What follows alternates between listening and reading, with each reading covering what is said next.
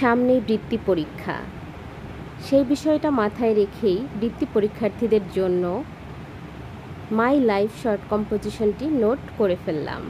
তো চলো স্টুডেন্টরা পড়া যাক। My life is a beautiful gift from god. I live with my loving parents and my family. I aim to become a doctor one day.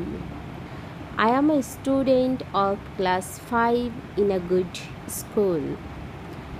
I go to school regularly and study sincerely. I respect my teachers and obey my parents. I like reading storybooks and playing with my friends. I always try to be honest, kind, and helpful to others.